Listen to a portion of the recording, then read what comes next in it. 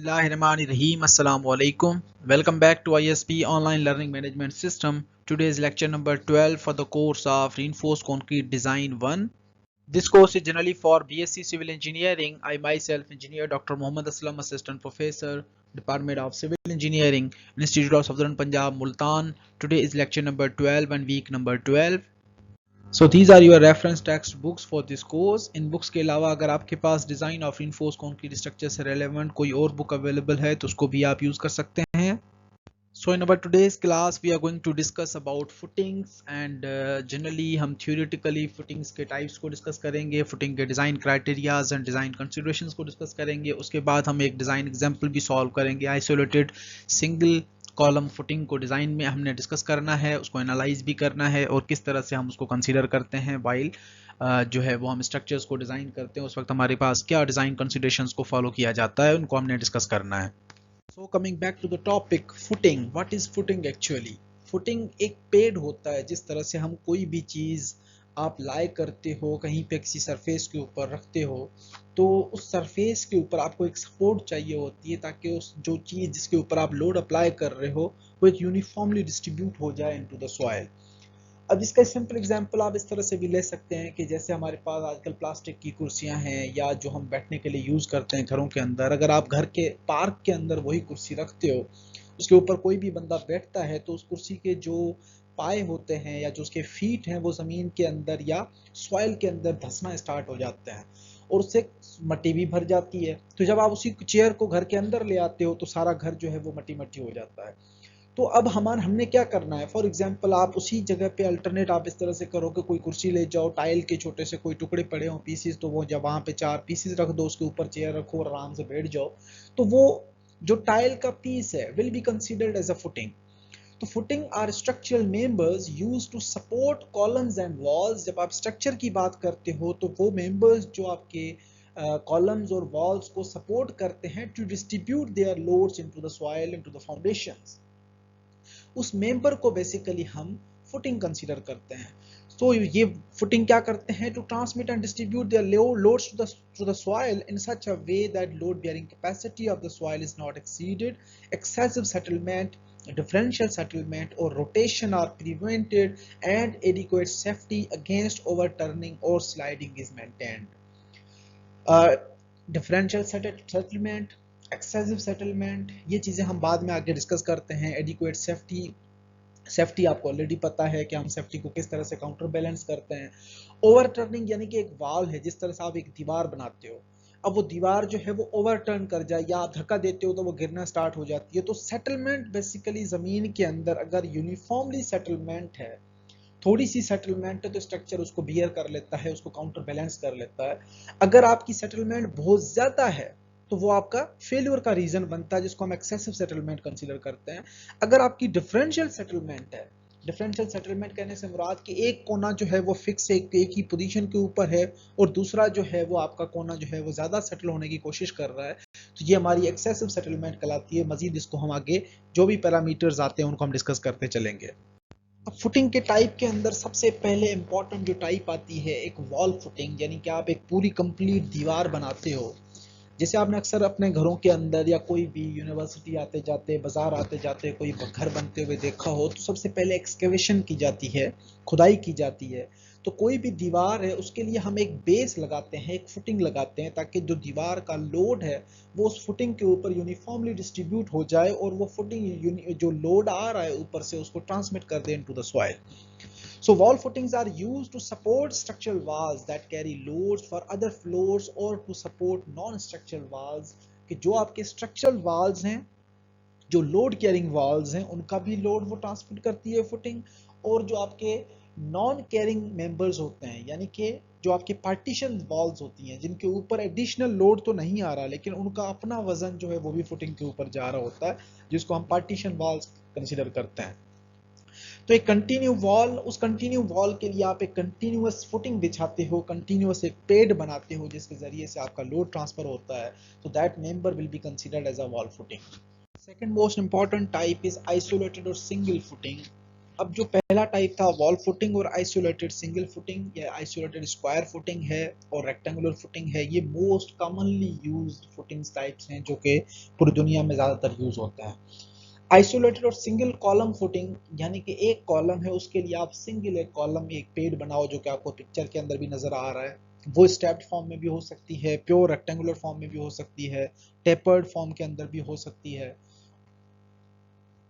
These types of footings are used to support single columns. This is the one of the most economical types of footings and is used when columns are spaced at relatively longer distances. जब column के दरमियान जो distance है वो बहुत ज़्यादा होता है, उस केस के अंदर हम हर कॉलम को इंडिविजुअल जो है फुटिंग प्रोवाइड करते हैं।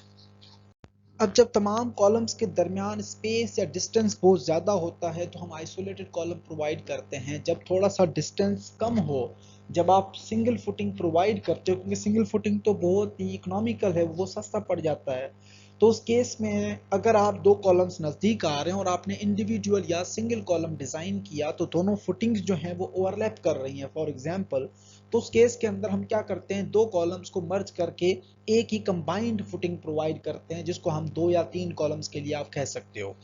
ज़्यादातर हम दो कॉलम को कंबाइन कंसीडर करते हैं और तीन कॉलम जो है वो हमारा कंटिन्यूअस फुटिंग के अंदर आ जाता है। So combined footing usually support two columns और three columns not in a row. Not in a row में आएगा तो वो कंटिन्यूअस फुटिंग कहलाएगी। अगर तीन कॉर्नर्ड कॉलम्स हैं उनको आप कंबाइन कर देते हो तो that will be considered as a combined footing. So combined footings are used when two columns are so close that single footings basically cannot be used, or when one column is located at or near a property line.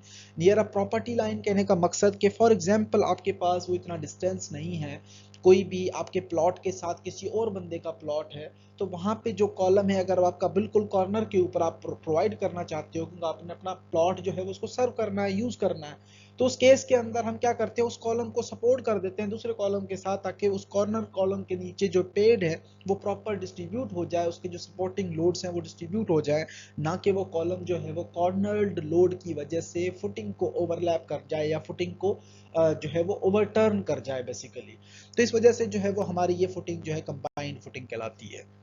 उसके बाद हमारे पास है cantilever और strap footing. Cantilever और strap या strip footing basically जो है, दो फुटिंग जब क्लोजर हो तो हम कंबाइंड फुटिंग प्रोवाइड करते हैं, लेकिन कंबाइंड से थोड़ा सा ज़्यादा डिस्टेंस है दोनों के दरमियान, लेकिन हम इंडिविजुअल प्रोवाइड नहीं कर सकते, तो उस केस के अंदर हम एक बीम प्रोवाइड कर देते हैं दोनों फुटिंग्स को कंबाइन करने के लिए, जिसको हम स्ट्रैप फुटिंग या स्ट्रिप फुटिंग कंसीडर करते हैं, जो कि कैंटिलीवर फुटिंग का एक रोल प्ले कर रहा होता है। यानी कि जो कॉलम है और जो कॉलम की पहली फुटिंग है उसके एंड के ऊपर आपका कॉलम आ रहा है, फुटिंग के बिल्कुल एंड के ऊपर या फुटिंग के बिल्कुल साइड के ऊपर, तो वहां से आपका जो कैंटिलीवर का एक एक्शन डेवलप हो रहा होता है। कैंटिलीवर के अंदर जिस तरह से आप बेंडिंग मोमेंट्स वगैरह कंसीडर करते हो या बेंडिंग मोमेंट्स वगैरह की जो डिस्ट्रीब्यूशंस वगैरह कंसीडर करते हो उस हिसाब से, तो उसके अंदर हमारा जो पर्पस होता है कि कैंटिलीवर के एंड के ऊपर मैक्सिमम जो नेगेटिव मूवमेंट्स हैं वो बहुत ज़्यादा हो जाती हैं, तो उनको काउंटरैक्ट करने के लिए हम एक बीम प्रोवाइड कर देते हैं दोनों फुटिंग्स को कनेक्ट करने के लिए, जो कि एक पॉजिटिव रोल प्ले करता है again to distribute the loads on the other structural members uniformly, जिसकी वजह से हमारा जो है एक कॉर्नर के अंदर या एक मेंबर के ऊपर एक्सेसिव डिफ्लेक्शन जो है वो ज़्यादा नहीं होती, या एक्सेसिव सेटलमेंट जो है वो ज़्यादा अपीयर नहीं हो। उसके बाद हमारे पास एक कॉमन टाइप आ जाता है कंटिन्यूअस फुटिंग। जब तमाम कॉलम्स के दरमियान लोड या डिस्टेंस, तमाम कॉलम के दरमियान जो डिस्टेंस है वो कम हो और एक ही रो के अंदर तीन या तीन से ज़्यादा कॉलम्स जो हैं वो आ जाएं, तो उसके लिए हम एक कंटिन्यूअस फुटिंग प्रोवाइड करते हैं, जिसको हम कंटिन्यूअस फुटिंग के तौर पे ट्रीट भी करते हैं या कंटिन्यूअस पैड भी कंसीडर करते हैं। तो ये हमारा जो फुटिंग है वो कंटिन्यूअस फुटिंग का टाइप कहलाता है। उसके बाद हमारे पास है राफ्ट फाउंडेशन या matte foundation.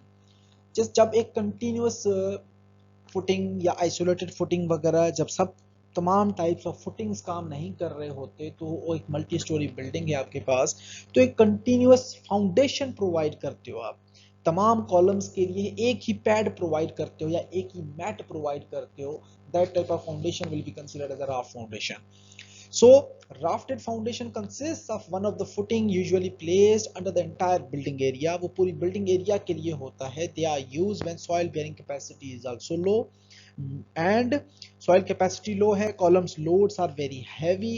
Single footings cannot be used. Piles are not used and differential settlement must be reduced. differential settlement है, तमाम चीज़ें हैं. Columns के ऊपर load ज़्यादा है, columns के दरमियान distance कम है और जो आपकी सॉइल की बेयरिंग कैपेसिटी है वो बहुत कम है. सॉइल जो है वो अगर हम आइसोलेटेड फुटिंग प्रोवाइड करते हैं तो वो सेटलमेंट के चांसेस जो है वो डिफरेंशियल सेटलमेंट के चांसेस ज़्यादा हो जाते हैं. तो उस केस के अंदर हम पूरी इंटायर बिल्डिंग के लिए एक ही फाउंडेशन चूज करते हैं. That foundation is considered as a mat foundation या राफ्ट फाउंडेशन. उसके बाद हमारे पास है पाइल्स फाउंडेशन या पाइल कैप्स. ये भी इसी तरह से जिस तरह से आपका राफ्ट होता है, हम ज़मीन के अंदर जब पुअर सॉइल की कैपेसिटी हो या सॉइल का जो टाइप है वो पुअर है तो उस केस के अंदर हम डिफरेंट पाइलिंग्स यूज़ करते हैं. उन पाइलिंग्स को फिर हम कनेक्ट करते हैं आपस के अंदर 3-4 पाइल 5 पाइल कनेक्ट करके उनके ऊपर एक पैड बनाते हैं जो कि पाइल कैप कहलाती है. Pile caps basically are thick slabs used to tie a group of piles together to support and transmit column stores to the piles. कि कॉलम उसके ऊपर एक कॉलम है लेकिन उसके नीचे जो है वो एक पेड आपने बना दिया जो कि पाइल कैप कहलाएगी और पाइल कैप जो है वो लोड को ट्रांसमिट कर देगी आपके तमाम पाइल्स के जरिए इनटू द सॉइल और इनटू द बेस, जो कि आपकी तमाम जो लोड्स हैं वो डिस्ट्रीब्यूट हो जाते हैं. ये आपको प्लान्स हर जो कॉलम का टाइप था उसके अंदर हमने विद पिक्चर्स जो है वो तमाम टाइप्स जो है फुटिंग्स के वो हमने एक्सप्लेन किए. तो फुटिंग्स के टाइप्स जो हैं वो यहाँ तक थे थ्योरेटिकली. उसके बाद जो है वो हम मजीद जो है सॉइल के अंदर किस तरह से डिस्ट्रीब्यूशंस होती हैं उनको हमने डिस्कस करना है. So now we have a distribution of soil pressure. जब हम कॉलम का लोड या कॉलम के जरिए से लोड जब फुटिंग के ऊपर अप्लाई करते हैं तो हमारी अजम्पशन क्या होती है. हम अज्यूम करते हैं कि कॉलम के नीचे जो सॉइल है उसके ऊपर यूनिफॉर्मली लोड डिस्ट्रीब्यूट हो रहा है, लेकिन ऐसा नहीं है. So when a column load P is applied on the centroid of the footing, column तो सेंट्रॉइड पे होता है और सेंट्रॉइड के जरिए से लोड ट्रांसफर हो रहा है. A uniform pressure is assumed to develop on a soil surface below the footing area. हम अज्यूम करते हैं कि सरफेस जो है उसके ऊपर यूनिफॉर्मली लोड जो है वो डिस्ट्रीब्यूट हो रहा है.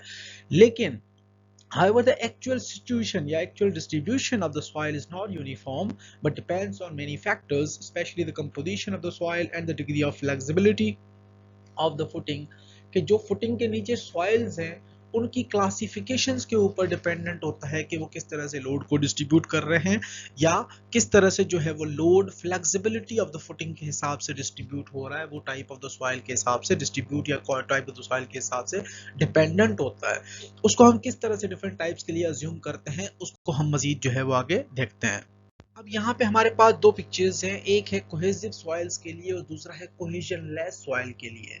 कोहेजनलेस यानी सैंडी सॉइल्स और कोहेसिव यानी क्लेई सॉइल्स. अब जब हम कोहेजनलेस सॉइल की बात करते हैं तो आपको ये तो पता होगा कि फॉर एग्जांपल जो आपकी दीवारें हैं या घर के सराउंडिंग में जो आपकी मिट्टी वगैरह फिल्ड होती है, अगर उसके पास से कोई पानी वगैरह फ्लोट करता है तो वो इरोड हो जाती है, पूरी मिट्टी पानी के साथ बह जाती है. तो जो हमारा पर्पस होता है कि फुटिंग के नीचे जो आपकी सॉइल है उसकी जो सैंडी सॉइल है नॉन कोहेसिव जो अपना कोहेजनलेस सॉइल है तो उस केस के अंदर जो सराउंडिंग वाली सॉइल है, जो कॉर्नर वाली सॉइल है, वहाँ पे प्रेशर बहुत कम पड़ रहा होता है. जैसे ही पड़ता है वो टूट जाती है. तो उस वजह से जो उसका मेजर प्रेशर की डिस्ट्रीब्यूशन है वो सेंट्रॉइड जोन के अंदर ज्यादा होती है. उसके जो कॉर्नर वाले जो एरियाज होते हैं वहाँ पे कम होती है. तो इस वजह से जो है आपकी जो डिस्ट्रीब्यूशन है वो सेंट्रॉइड जोन में लोड ज्यादा कैरी कर रही होती है फुटिंग, और कॉर्नर या सरफेस एरियाज जो होते हैं वहां पे फुटिंग के सरफेस में लोड कम पड़ रहा होता है. लेकिन जो रिवर्स मैकेनिज्म होता है कोहेजन या कोहेसिव सॉइल्स के अंदर, यानी कि आपको जो मट्टी वाली सॉइल्स है, अब वहां पे कॉन्सेप्ट क्या डेवलप होता है. जैसे ही सॉइल आपकी फुटिंग का एक प्रेशर नीचे जमीन के अंदर डायरेक्टली अप्लाई हुआ तो वहां पे जो वॉइड्स या पानी जो प्रेजेंट होता है वो कॉर्नर्स की तरफ या बाहर की तरफ निकलना स्टार्ट कर देता है. तो उस वजह से यानी कि आप एक मट्टी है, मट्टी के अंदर आपने पानी भरा, अगर आप उसके ऊपर हाथ से एक लोड अप्लाई करते हो तो पानी जो है वो सारा सराउंडिंग से सीप कर जाता है. तो इस वजह से और जो क्लेई सब्सटेंस होते हैं वो हमेशा स्विच कर रहे होते हैं पानी की तरफ, उनका रुझान जो है वो पानी की तरफ ज्यादा होता है. तो इस वजह से जो आउटर पार्ट्स होते हैं वहां पे ज्यादा क्ले जो है वो बियर कर जाती है, जो इनर रीजन या सेंट्रल जो रीजन होता है वहां पे कम से कम से जो है वो क्ले सब्सटेंसेस वगैरह अचीव होते हैं, जिसकी वजह से जो लोड की डिस्ट्रीब्यूशन है वो सरफेस एरियाज के पास जो है वो ज्यादा बियर कर रही होती है फुटिंग्स, और जो इंटीरियर रीजन होता है वहां पे कम लोड बियर कर रही होती हैं। उसके बाद हमारे पास है design considerations. Footings must be design to carry column loads and transmit them to the soil safely while satisfying the code limitations. के फुटिंग का जो लोड है, जो कॉलम का जो लोड है वो फुटिंग कैरी इजीली उसको कैरी करें और लोड को ट्रांसमिट कर दें टू द सॉइल। ये हमारा एक मेजर पर्पस होता है डिजाइन कंसीडरेशंस के अंदर। उसके लिए सबसे पहले हम area of the footing based on allowable bearing soil capacity हम अज्यूम करते हैं। उसके बाद वन वे शेयर या टू वे शेयर और पंचिंग शेयर का फेल्यूर जो है वो ऑब्जर्व करते हैं। उसके बाद हम वन वे शेयर का फार्मूला अप्लाई करते हैं। Then we gain move for the bending moment and see reinforcements requirement. हम उनको चेक करते हैं किस तरह से हमें रीइंफोर्समेंट कितनी रिक्वायर्ड है, उनको हम किस तरह से अप्लाई करते हैं। इन चीज़ों को मजीद आगे जब डिज़ाइन एग्जाम्पल सॉल्व करेंगे तो सारी चीज़ें क्लियर हो जाएंगी। बाद मजीद चीजें हमारे पास bearing capacity of columns at their base, के कॉलम के बेस के अंदर बेयरिंग कैपेसिटी कितनी है, डबल रीइंफोर्समेंट्स की जरूरत है या नहीं है, डेवलपमेंट लेंथ ऑफ बार्स के हमें कितनी प्रोवाइड करनी है, वो आप ऑलरेडी डेवलपमेंट लेंथ के टॉपिक के अंदर डिस्कस कर रहे हो। उसके बाद डिफरेंट सेटलमेंट्स वगैरह हैं कि सेटलमेंट ओवरऑल कितनी आ रही है, उस सेटलमेंट को हम किस तरह से काउंटरैक्ट या बैलेंस करते हैं। ये आपके पास जो है वो फार्मूलाज हैं। फर्स्ट ऑफ ऑल हम size of the footing decide करते हैं। The area of footing can be determined from the actual external load such that the allowable soil pressure is not exceeded. हम सबसे पहले जो है एरिया ऑफ द फुटिंग को decide करते हैं, जो डायरेक्टली एक्चुअल लोड जो अप्लाई हो रहे हैं उनसे ही हम एक्सपेक्ट करके कैलकुलेट कर रहे होते हैं। Area of footing must be equals to total load including the self weight of the member divided by allowable soil pressure। उसके बाद हम strength design requirements चेक करते हैं कि allowable strength जो है वो हमारी कितनी है। allowable load divided by area of footing हमें एक stress distributions मिल जाती हैं, जिसके अंदर हम overall जो soil की कितनी intensities वगैरह कैरी कर सकता है member। ये आपके पास ACI की गाइडलाइंस हैं, टू वे या पंचिंग शेयर। अब इसका एग्जाम्पल इस तरह से है, फॉर एग्जाम्पल जैसे मैंने आपको हमेशा क्लास में बताया है कि एक बंदा है, अगर हम उसको खड़ा कर देते हैं, या एक आपका कोई भी स्ट्रक्चरल मेंबर है, या एक चेयर पड़ी है, उसके जो फीट हैं जैसे ही स्लैब के ऊपर अप्लाई होते हैं तो डायगोनल फॉर्म के अंदर हमेशा 45 डिग्रीज के ऊपर जो लोड है वो ट्रांसमिट होता है from that person, from that thing, जो जिस चीज की आप बात कर रहे हो वहां से लेके to the end of the slab, या नीचे वाला जो बॉटम सरफेस है स्लैब का वहां तक, या वही स्लैब के जरिए से लोड जो है वो कॉलम्स और बीम्स तक किस तरह से जा रहा है। तो अगर हम एक कॉलम को सेंट्रॉइड के अंदर किसी भी प्लेट के ऊपर या किसी भी पैड के ऊपर रखते हैं तो चारों तरफ से उसकी एक इंक्लाइंड या डायगोनल फॉर्म के अंदर स्ट्रेसेस डेवलप हो रही होती हैं और वो डिस्ट्रीब्यूट होती है मेंबर के अंदर। जब आप चारों तरफ से बात करते हो तो एक सरफेस है, फॉर एग्जांपल आप अपना एक फ्लोर के ऊपर कहीं पे स्टैंड करते हो तो आपका जो लेफ्ट साइड है वहां से जो स्ट्रेसेस हैं वो 45 डिग्रीज के अंदर सॉइल या स्लैब के अंदर डिस्ट्रीब्यूट होंगी। जो राइट साइड है वहां से 45 डिग्रीज, और जो फ्रंट साइड है वहां से भी 45 डिग्रीज के ऊपर, और जो बैक साइड है वहां से भी 45 डिग्रीज के ऊपर जो आपका लोड है वो ट्रांसमिट होगा इनटू द सॉइल। अब जब आप एक सर्कल बना लेते हो, जब आप एक सर्कल स्क्वायर बना लिया आपके सराउंडिंग में कि स्ट्रेसेस 45 डिग्री के ऊपर किस तरह से डिस्ट्रीब्यूट हो रही हैं, तो जहां पे आपका जो सर्कल कनेक्ट हो रहा है या स्क्वायर जो कनेक्ट हो रहा है, जो कोना बन रहा है, कॉर्नर है, उस कॉर्नर के ऊपर आप नोट करते हो कि दोनों साइडों से स्ट्रेसेस मिल रही हैं, तो वहां पे वो रीजन बेसिकली हमारा डबल स्ट्रेसेस को फेस कर रहा है। उस वजह से उसको हम पंचिंग शेयर या डायगोनल शेयर या टू वे शेयर कंसीडर करते हैं। So for to way share हम किस तरह से ऑब्जर्व करते हैं कंक्रीट की जो VC is the concrete share, जो कि हम ऑब्जर्व करते हैं 2 + 4 over बीटा C और into under root FC dash B0 into D। B0 basically is the critical perimeter around the column and BC basically is the long side over short side ratio जो कि less than 2 होना चाहिए। D is the effective depth और beta जो है वो more than 2 हम consider करते हैं। the allowable VC is reduced। हम इसको फार्मूला वगैरह किस तरह से यूज करते हैं, क्या हमने कंडीशंस को फॉलो करना है, वो डिजाइन एग्जांपल्स में मजीद आपको क्लियर हो जाएंगी। क्रिटिकल पैरामीटर क्या होता है, लॉन्ग और शॉर्ट कॉलम का रेशो वगैरह किस तरह से हम ऑब्टेन करते हैं, ये सारी चीजें आपको डिजाइन एग्जांपल में क्लियर हो जाएंगी।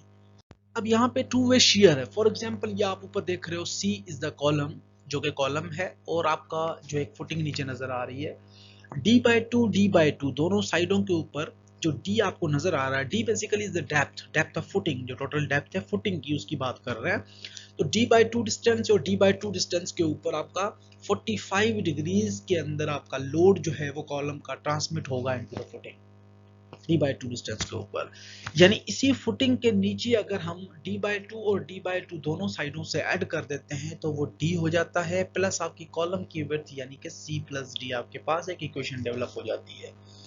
उसी तरह से अगर आप टॉप व्यू से देखें तो C प्लस डी और C प्लस डी दोनों, क्योंकि रेक्टेंगल स्क्वायर कॉलम है तो C प्लस डी और C प्लस डी होगा।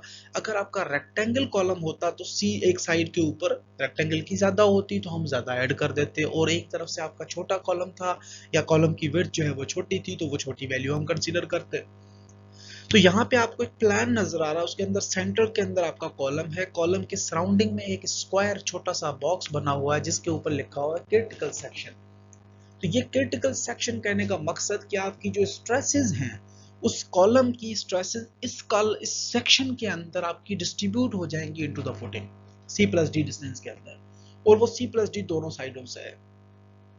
अब हम B नॉट जो अज्यूम करते हैं, सबसे पहले डेप्थ, टोटल डेप्थ आपने अज्यूम की, उसी हिसाब से आपने d/2 लिया दोनों साइडों से और d/2 को हम अज्यूम करके आगे चलते हैं। उसके बाद हम B नॉट कैलकुलेट करते हैं, that is the effective perimeter of critical section. Critical section आपको नजर आ गया, C प्लस डी एक साइड है, C प्लस डी दूसरी साइड है, तो चारों साइडों को आपने पेरीमीटर क्या होता है, चारों साइडों को ऐड करना। आपने 2C प्लस डी एक साइडों के अंदर एक चारों तरफ से C plus D C plus D C plus D और C प्लस डी आपने ऐड कर दिया, that is the critical perimeter. तो आपने लिखा, इसको आप दो साइडों के अंदर अगर आप कर सकते हो तो 4, अगर स्क्वायर है तो 4 इंटू C प्लस डी, और अगर आपका रेक्टेंगल है तो एक साइड जो कॉलम की हो जाएगी उसको हमने C1 कर दिया, दूसरी साइड आपकी C2 हो गई। तो दोनों साइडों से आपने C1 plus D C1 plus D दो साइडें हो गई और C2 plus D C2 plus D दो साइडें हो गई, तो आपका क्रिटिकल पेरीमीटर जो है वो दोनों तरफ से आ जाएगा आपके पास। उसके बाद हमने क्रिटिकल पेरीमीटर निकाल दिया, डी अज्यूम किया। उसके बाद हम स्क्वायर कॉलम्स के लिए और रेक्टेंगल कॉलम्स के लिए हम क्या कंसीडर करते हैं, शेयर फोर्स की value. So shear force is equals to ultimate factor load minus Q आपके पास क्या होती है, वर्टिकल अपवर्ड प्रेशर, जो कि आपको सॉइल की वजह से अपवर्ड प्रेशर मिलता है, इनटू जो है वो C प्लस डी स्क्वायर जो कि आपका B नॉट है, या आपका जो C प्लस डी स्क्वायर यानी कि हम उसको कंसीडर कर रहे हैं फॉर द स्क्वायर कॉलम्स, और C1 plus D and C2 plus D यानी कि दोनों का क्रिटिकल सेक्शन का आप एरिया ले रहे होते हो। बेसिकली क्रिटिकल सेक्शन का area C plus D into C plus D, और या आपका अगर रेक्टेंगल है तो C1 plus D into C2 plus D. तो ये आपके पास जो है वो क्रिटिकल सेक्शंस का एरिया आ जाएगा, उसको आप मल्टीप्लाई कर देते हो तो टोटल आपके पास शेयर्स आ जाएंगे, वन वे और टू वे शेयर्स, और two way shares for rectangle columns and for square columns also. उसके बाद हम अलोएबल शेयर्स को चेक करते हैं कि कंक्रीट की वजह से अलोएबल शेयर टोटल कंक्रीट कितना रेजिस्ट कर सकता है। 5EC is equals to 4 into 5 factor under FC dash beta naught into D. उसके बाद जो है वो आपका अल्टीमेट शेयर हो जाएगा 5 इंटू BC, और डी आपके पास जो इफेक्टिव डेप्थ है वो आप यहाँ से कैलकुलेट भी कर सकते हो दोबारा, क्योंकि स्टार्ट में हम अज्यूम कर रहे होते हैं ultimate shear divide by 4 into 5 under FC dash into B naught is the critical effective perimeter, और डी इज बेसिकली जो है वो आपका इफेक्टिव डेप्थ है। जो अज्यूम डेप्थ आपने यहाँ से निकाली, जो यहाँ से वैल्यू आपने कैलकुलेट की, वो अज्यूम वैल्यू से कितना क्लोजर है। अगर दोनों वैल्यूज क्लोजर हैं, क्वाइट क्लोजर हैं, तो उनको हम कंसीडर करते हैं कि करेक्ट हैं दोनों वैल्यूज। अगर आपका वैल्यू यहाँ पे ज्यादा आ रही है, जो अज्यूम की थी वो कम थी, तो आप सेक्शन को दोबारा रिवाइज कर लेंगे। Now we have a one way shear. One way shear के अंदर बेसिकली क्या होता है कि लेट्स सपोज एक वॉल है, अब उस वॉल के जो स्ट्रेसेस जिस तरह से कॉलम में डिस्ट्रीब्यूट हो रही थी कि सेंटर के अंदर जोन आपका अप्लाई हुआ और कॉलम के सराउंडिंग के अंदर आपकी जो स्ट्रेसेस हैं वो चारों डायरेक्शंस के अंदर डिस्ट्रीब्यूट हो रही थी, इसी तरह से वॉल के केस में होता है। लेकिन वॉल की लेंथ बहुत ज्यादा लॉन्गर होती है, तो वन वे के अंदर ज्यादातर स्ट्रेसेस जो हैं वो मैक्सिमम अप्लाई हो रही होती हैं। तो वही कॉन्सेप्ट अगर हम यहाँ लें आपके जो है कॉलम्स के केस के अंदर, तो हम अज्यूम करते हैं कि जो आपका क्रिटिकल सेक्शन है वो C डिस्टेंस आपका कॉलम का था, और D एक एक्चुअल डेप्थ है जो कि कॉर्नर ऑफ द कॉलम या साइड ऑफ द कॉलम से लेके क्रिटिकल सेक्शन तक एक लाइन है, उस तक हमारी जो स्ट्रेसेस हैं वो मेजरली हम कंसीडर करते हैं कि यहाँ पे लेट सपोज डिस्ट्रीब्यूट हो रही हैं दोनों साइडों के अंदर। चारों साइडों से आप किसी भी एक सेक्शन के ऊपर एक D डिस्टेंस के ऊपर एक लाइन मार्क कर देते हो कि लेट सपोज मेरा जो सेक्शन है वो क्रिटिकल सेक्शन यहाँ तक है, स्ट्रेसेस यहाँ तक डिस्ट्रीब्यूट हो रही है। तो उसके अंदर हम 5EC जो कंसीडर करते हैं कि critical depth of the critical shear value due to concrete will be equals to 2 into 5 under FC dash B naught into D। अब यहाँ पे इफेक्टिव पेरीमीटर और B नॉट या हम किस तरह से कैलकुलेट करते हैं इफेक्टिव डेप्थ वगैरह, उनको हमने आगे डिस्कस करना है। अब इस केस के अंदर जो अल्टीमेट शियर है that will be equals to QU जो कि आपकी वर्टिकल रेजिस्टेंस है या वर्टिकल आपकी अपवर्ड प्रेशर है जो सॉइल का, into B L/2 minus C/2 minus D, यानी कि आपका जो सेंट्रॉइड से लेके कॉलम के सेंट्रॉइड से लेके आपने क्रिटिकल सेक्शन तक का एक डिस्टेंस कंसीडर करना है। B तो आपके पास ओवरऑल क्रिटिकल पेरीमीटर की लेंथ आ गई। आपका जो क्रिटिकल पेरीमीटर का जो डिस्टेंस है वो कितना है, आप हाफ ऑफ द एल का यानी हाफ कर दिया आपने, माइनस कॉलम का हाफ उसमें से डिडक्ट कर दिया, माइनस डी डिस्टेंस यानी कि जो आपका क्रिटिकल डेप्थ है डी डिस्टेंस के ऊपर उसको आपने डिडक्ट कर दिया, तो पीछे आपके पास जो विड्थ बच जाती है वो आपके क्रिटिकल सेक्शन की विड्थ बच जाती है। तो उनको हमने मल्टीप्लाई करना है अपवर्ड प्रेशर के साथ, तो आपके पास जो है वो शियर की वैल्यू आ जाएगी जिसको हम अल्टीमेट शियरिंग फोर्स कंसीडर करेंगे। उसके बाद हम दोबारा 2 वे शियर से हमने डेप्थ कैलकुलेट किया, अब हम 1 वे शियर से डेप्थ कैलकुलेट करेंगे जो कि ultimate shear divide by 2/5 FC dash into B आपके वैल्यूज आ जाएंगी। दोनों जो आपके D के इफेक्टिव डेप्थ बाय 2 वे शियर, इफेक्टिव डेप्थ बाय 1 वे शियर, दोनों को हम टैली कर देते हैं बाय यूजिंग जो हमने अज्यूम वैल्यू की थी। जो वैल्यू क्वाइट क्लोजर आएगी उसी को हमने करेक्ट कंसीडर करना है, और ये हमारा जो है वो डिजाइन एग्जांपल में से यानी कि इफेक्टिव D जो आपने अज्यूम की थी और जो कैलकुलेटेड है वो हमारी कितनी क्वाइट क्लोजर आ रही है। अगर तीनों वैल्यूज क्लोजर हैं तो दैट्स इट, करेक्ट, फाइन। अगर आपका 2 वे शियर क्लोजर है तो 2 वे जो है वो सेक्शन आपका कंपल्सरीली एक्ट होगा, यानी कि आपका मेंबर जो है वो 2 वे के अंदर फेल हो सकता है, उस वजह से हमने उसको कंसीडर करना है। अगर आपका 1 वे की वैल्यू की क्वाइट क्लोजर आ रही है तो हमने 1 वे की वैल्यू को चूज करना है, 2 वे की हम इग्नोर कर देंगे। उसके बाद इसी तरह से हम flexural strength and footing reinforcements consider करते हैं। उसके लिए हमारे पास जो है एन डिस्टेंस के ऊपर हमने अज्यूम किया, लेट्स सपोज के कॉलम का जो एज आ रहा है उसी को हम क्रिटिकल कंसीडर करते हैं, तो एरिया ऑफ स्टील हम फाइंड आउट कर सकते हैं by ultimate movement divide by 5 into FYD माइनस A/2। ये हमारे पास फार्मूलाज हैं, इनको हम किस तरह से यूटिलाइज करते हैं। जो डिजाइंड एरिया ऑफ स्टील आता है उसको हम मिनिमम एरिया ऑफ स्टील से कंपेयर कर रहे होते हैं कि मिनिमम एरिया ऑफ स्टील जो है वो हमारा कम से कम फ्लेक्सुरल मेंबर्स के लिए कितना होना चाहिए, 200/FY, यानी 200 डिवाइड बाय यील्डिंग स्ट्रेंथ ऑफ मटेरियल, इतना एरिया ऑफ स्टील आपने मिनिममली प्रोवाइड करना है सेक्शन को, in addition to the shrinkage and plastic shrinkage reinforcement या टेम्परेचर रीइंफोर्समेंट के एडिशन में आपने ये रीइंफोर्समेंट प्रोवाइड करनी है। So now we have a general requirements for footing design. Footing design के लिए generally हमारे पास requirements क्या हैं? A site investigation is required. सबसे पहले आप site को investigate करते हो, उसके अंदर आपने chemical and physical properties of soil को identify करने की कोशिश की, उसके बाद आप magnitude find करते हो and distribution of loads from the superstructure के overall superstructure से loads कितने आ रहे हैं उनको हमने consider करना है।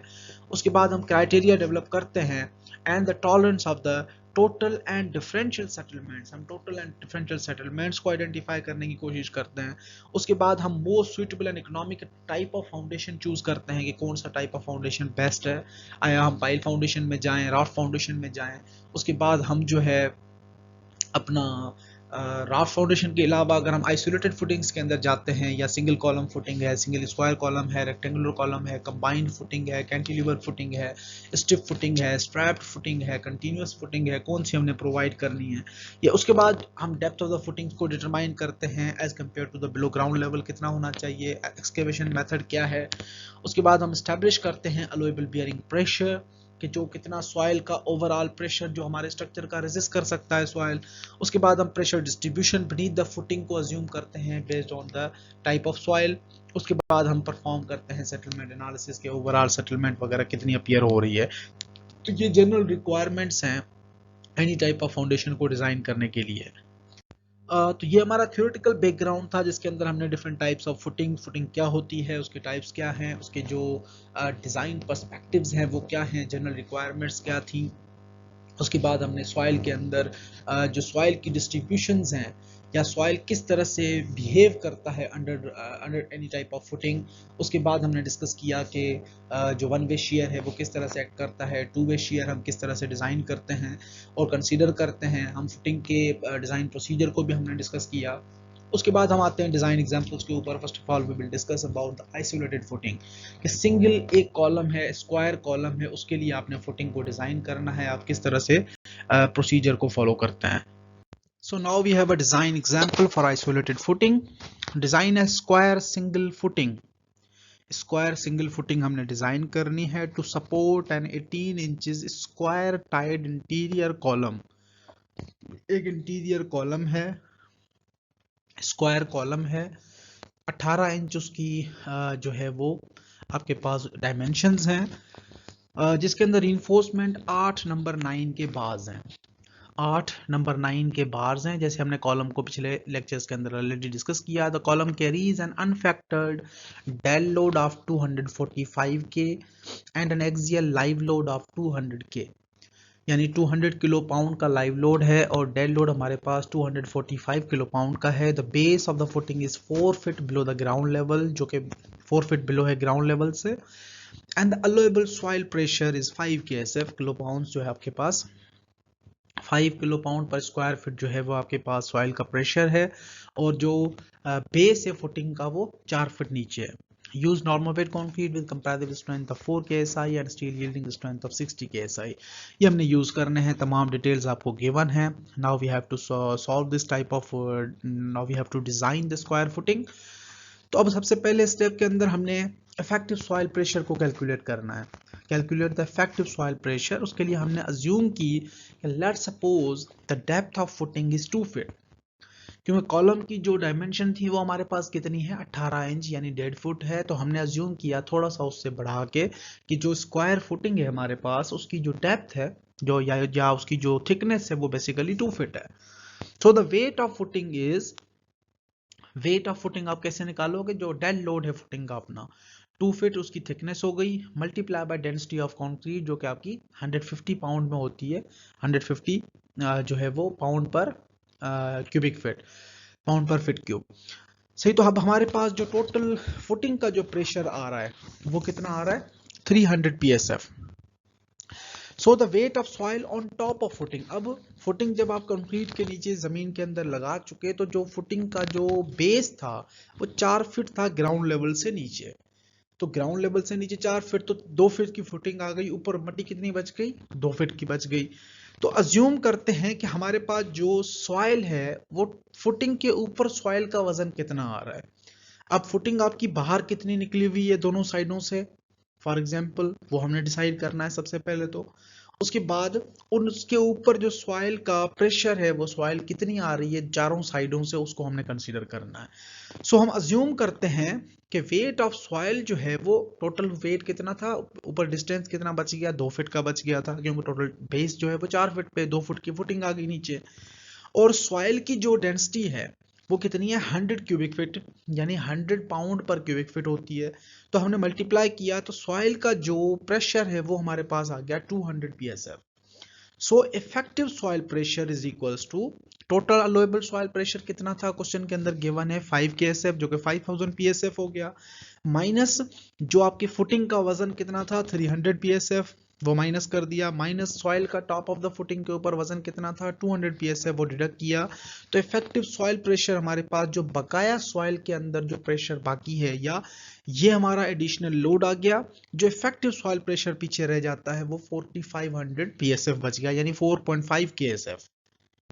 अब ये कैलकुलेट किया हमने effective soil pressure, soil pressure के अंदर हमने टोटल डेप्थ को अज्यूम किया, उसके बाद हमने वेट ऑफ फुटिंग कैलकुलेट किया, उसके बाद हमने टॉप ऑफ द सॉइल के ऊपर, टॉप ऑफ द सॉइल कितना आ रही है फुटिंग के ऊपर उसका वजन कैलकुलेट किया, उसका प्रेशर कैलकुलेट किया, फिर हमने इफेक्टिव सॉइल प्रेशर हमारे पास 4500 psf आ गया, जैसा हमने पिछली स्लाइड के ऊपर डिटेल में डिस्कस किया। अब हम आते हैं कैलकुलेट करते हैं area of footing. Total footing की डेप्थ थी 2 फीट और टोटल एरिया कितना चाहिए उसको, उसके लिए फार्मूला क्या है actual load divided by soil का pressure, actual load divide by effective soil pressure. अब एक्चुअल लोड कितना है, डेड लोड और लाइव लोड दोनों को हमने ऐड किया। एक्चुअल लोड की बात हो रही है ना कि फैक्टर लोड की। Actual load is totally dead load plus live load only, जो कि 4500 आ गया, 445 आ गया किलो पाउंड में। तो एरिया ऑफ फुटिंग हमारा क्या हो जाता है actual load divided bye effective soil pressure. Actual load 445 divide by effective soil pressure 4500 PSF था, उसको हमने केएसएफ में कन्वर्ट किया, 4.5 केएसएफ आ गया। टोटल एरिया ऑफ फुटिंग आ गई 98.9 फीट स्क्वायर। अब 98.9 फीट स्क्वायर जब हम स्क्वायर फुटिंग थी तो स्क्वायर फुटिंग में आप इसको अंडर रूट कर लेते हो, साइड ऑफ फुटिंग आपकी हो जाएगी 9.94 फीट। हमने इसको राउंड अबाउट करके चूज कर ली, therefore one side of footing is equals to 10 feet. या एरिया आपको आप 100 स्क्वायर फीट कर लो, या आप एक साइड आगे उसको आपने राउंड अबाउट करके जो है वो 10 फीट अज्यूम कर ली एक साइड ऑफ द फुटिंग। अब यहाँ पे आप देख सकते हो कि हमने जो कॉलम रखा बीच में, वो कॉलम है आपका, कॉलम की जो ओवरऑल डायमेंशन थे वो 18 इंचेस थे। उसके बाद टोटल हमने डेप्थ अज्यूम की थी 2 फीट की, 2 फीट वो अलग हो गई। उसके बाद 10 बाय 10 फीट का आपके पास एक कॉलम की जो है वो फुटिंग के डायमेंशन आ गए। 10 फीट जो आपने साइड चूज की थी, 10 फीट दूसरी साइड से, 10 बाय 10 फीट का आ गया। अब भी कॉलम के सराउंडिंग में एक छोटा सा डॉटेड लाइन का एक स्क्वायर नजर आ रहा है, जिसको हम टू वे शेयर के लिए क्रिटिकल सेक्शन कंसीडर करते हैं, जो कि कितने डिस्टेंस के ऊपर था, d/2 फ्रॉम बोथ साइड। अब d/2 फ्रॉम एक साइड, d/2 फ्रॉम दूसरी साइड। d हमारा कितना था 2 फीट का, यानी 12 inches from one side, 12 inches from other side, total 24 inches. 24 plus आपका 18 इंचेस जो है वो क्या बच जाता है, कॉलम का ओवरऑल थिकनेस बच जाती है। तो आप टोटल जब इसको ऐड करते हो तो 38 इंचेस या 37.5 इंचेस के राउंड अबाउट बन रहा है। इसको मजीद हम आगे चेक करते हैं क्योंकि इसको होना कितना चाहिए। अब 24 फीट बेसिकली क्या था, जो हमने थिकनेस जो अज्यूम की थी फुटिंग की, वो टोटल थिकनेस कितनी थी 24 इंचेस यानी 2 फीट। इफेक्टिव डेप्थ की जब हम बात करते हैं तो इफेक्टिव डेप्थ कहां से स्टार्ट होता है, सेंटर ऑफ रीइंफोर्समेंट से लेकर टॉप फाइबर तक का डिस्टेंस। तो नीचे आपका कवर और रीइंफोर्समेंट जो है वो डिडक्ट हो जाती है हाफ, इस वजह से हमारा जो डिस्टेंस है वो एक्यूरेटली 37.5 आ रहा है। किस तरह से, इसको मजीद हम आगे डिटेल में डिस्कस करते हैं। उसके बाद हम थर्ड स्टेप के अंदर नेट अपवर्ड प्रेशर कैलकुलेट करते हैं कि सॉइल की वजह से जो प्रेशर है वो कितना हमारा नीचे अपवर्ड सॉइल के लिए, या ओवरऑल जो सॉइल है वो कितना अपवर्ड प्रेशर जो है वो रेजिस्ट कर सकता है। उसके लिए हमने अपवर्ड सॉइल प्रेशर कैलकुलेट किया, जो कि हो जाता है factor load divide by area of footing. अब फैक्टर लोड हमारा क्या हो जाता है, 1.2 into dead load plus 1.6 into live load. Factor load के अंदर हमने वैल्यूज को पुट किया तो टोटल फैक्टर लोड हमारे पास 614 किलो पाउंड आ गया। So net upward pressure QU is equal to total upward load, जो आपका टोटल फैक्टर लोड था 614, divided by area of footing, जो एक्चुअल आपके पास आया था वो 98.9 फीट स्क्वायर था, जिसको हमने राउंड अबाउट करके 100 स्क्वायर फीट कर दिया था, यानी एक साइड हमने 10 फीट कर दी थी। तो यहाँ पे एरिया आपका एक्चुअल जो आपने प्रोवाइड किया है वो वाला आएगा, राउंड अबाउट के बाद वाला। तो आपका एरिया जो एक्चुअल था वो 10 बाय 10, जो भी आपके पास वैल्यू आ रही है 100 स्क्वायर फीट यहाँ पे आ गया। तो टोटल हमारे पास जो नेट अपवर्ड प्रेशर आया वो 6.14 KSF आ गया। उसके बाद हम वन वे या टू वे शेयर के जरिए से चेक करते हैं कि टोटल हमारे पास जो डेप्थ है, आया हमने जो 2 फीट प्रोवाइड की है वो इनफ है या नहीं। उसके लिए हम फॉर एग्जांपल अज्यूम करते हैं कि no shear enforcement is provided, two way shear determines the critical footing depth required for an assume total depth of 24 inches. जो हमने अज्यूम की थी 24 इंचेस, उसमें से हम डी कैलकुलेट करते हैं। डी एक्चुअली क्या होता है, सेंट्रॉइड ऑफ द रीइंफोर्समेंट से लेके टॉप तक का डिस्टेंस, जिसके अंदर नीचे आपका कवर वगैरह डिडक्ट कर देते हो।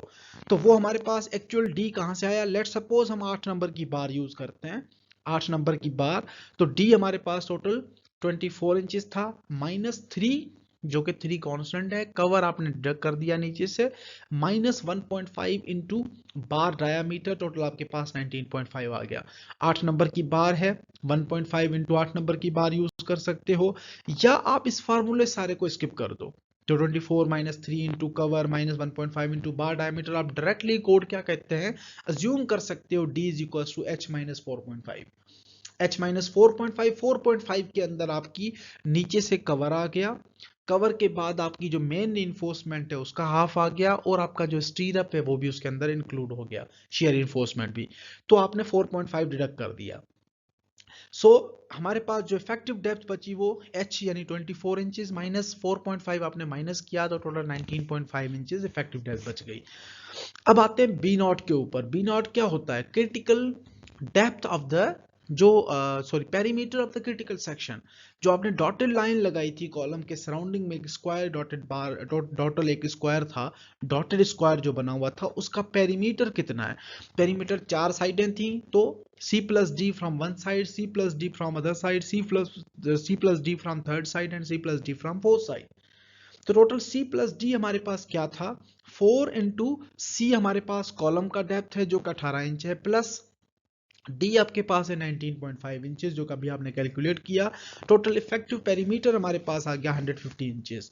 सो सी प्लस डी आप ऑलरेडी नीचे निकाल आए, 18 प्लस 19.5 इज इक्वल टू 37.5, जिसको आपने फिट में कन्वर्ट किया, divide by 12 we got 33.125 fit.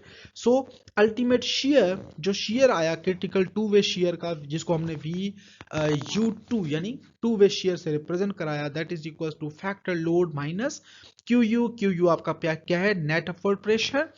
उसके बाद हमारे पास है C plus D whole square जो कि आपने फार्मूले के अंदर पुट किया, 614 वी हैव टोटल जो है वो हमारे पास आया था factor load minus 6.14 net upward pressure into C plus D हमारे पास 3.125 फिट था, उसको हमने स्क्वायर कर दिया। टोटल हमारे पास जो टू वे शेयर की वैल्यू आई वो 554 किलो पाउंड आ गई। उसके बाद हमने जब टू वे शेयर की वैल्यू निकाली 554 के, अब हम रिक्वायर्ड D1 यानी D1 हम चेक करते हैं कि डेप्थ हमारी कितनी आ रही है due to two way shear. Two way shear हमारे पास था VU2 divided by 4 lambda under FC dash B0।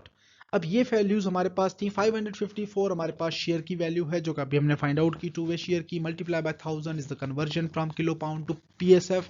उसके बाद divide by 4 is constant, lambda is the type of concrete factor जो कि 1 के बराबर है, 5 हम again strength reduction factor consider करते हैं 0.75, under FC dash we have 4000 हमने पुट किया, B0 हमारे पास आया था 150 जो कि क्रिटिकल पेरीमीटर है, उसको हमने कंसीडर किया। तो टोटल D1 की वैल्यू हमारे पास आ गई 19.5 इंचेस जो कि आपकी इफेक्टिव डेप्थ आपने अज्यूम की थी उसके बिल्कुल बराबर है। सो इस इक्वेशन के अंदर हमने बीटा की वैल्यू 1 अज्यूम की थी।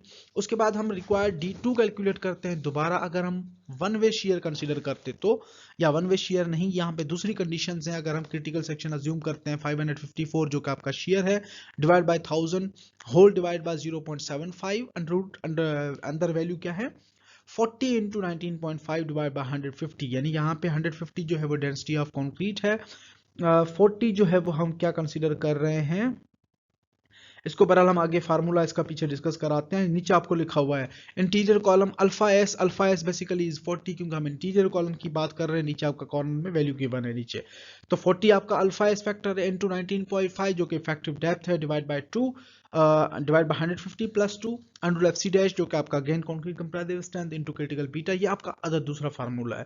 तो दोनों से इस फार्मूले से आपके पास जो D2 की वैल्यू आई वो 10.8 है जो कि नॉट क्रिटिकल है, यानी कि बहुत ज्यादा अंडर एस्टिमेटेड है, जो कि हमारी अज्यूम्ड और पहली वैल्यू से बिल्कुल भी मैच नहीं कर रही।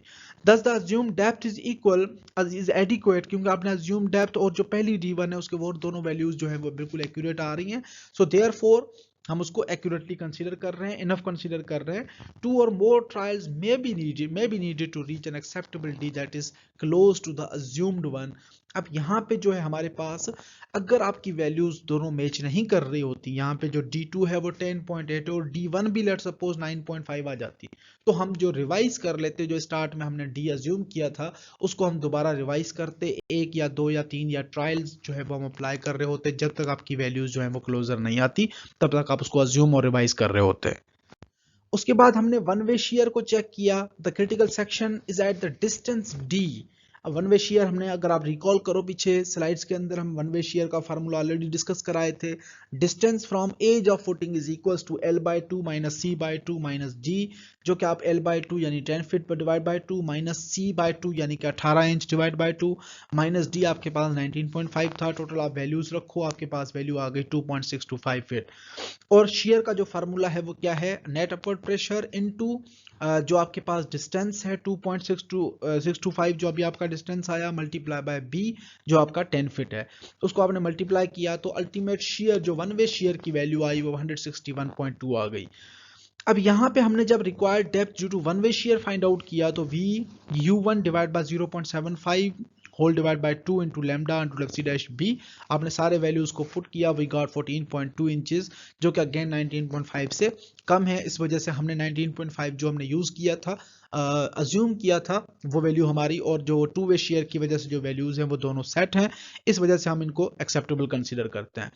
उसके बाद हम कैलकुलेट करते हैं bending moment and steel reinforcement. उसके लिए हमने क्रिटिकल सेक्शन को अज्यूम किया कि let's suppose the distance from the edge of footing is, हम डिस्टेंस और फोर्सेस को आपस में मल्टीप्लाई कर देंगे तो मूवमेंट आ जाएगी। अब हमने डिस्टेंस कहां से लिया, एज ऑफ फुटिंग से। एज ऑफ फुटिंग से हमने डिस्टेंस लिया कॉलम के सेंट्रॉइड तक। सो हमने L/2 माइनस C/2 किया, तो L/2 हमारे पास था 5 feet divide minus half of the column, जो कि 1.5 फीट था। कॉलम आपका 1.5 फीट है 18 इंचेस का, उसका हाफ कर दिया तो 4.25 फीट हमारे पास डिस्टेंस आ गया, जो कि एज से लेके, कॉलम के एज से लेके, sorry the distance from edge of footing, footing के एज से लेके आपका जो क्रिटिकल सेक्शन है वहां तक का डिस्टेंस आ गया। So ultimate movement is equals to 1/2 into QU L/2 minus C/2 whole square into B। अब ये आपका एक मूवमेंट का फार्मूला था कॉलम के हवाले से, हमने रखा फार्मूला 1/2 कांस्टेंट है, नेट अपवर्ड प्रेशर 6.14, उसके बाद हमारे पास L/2 minus C/2 whole square, ये आपके पास 4.25 का स्क्वायर इंटू बी आपके पास 10 था। तमाम वैल्यूज को आपने मल्टीप्लाई किया, we got ultimate movement of 554.5 की फीट। तो आर यू फाइंड आउट करते हैं। R U basically is the ratio of ultimate movement divide by B D square.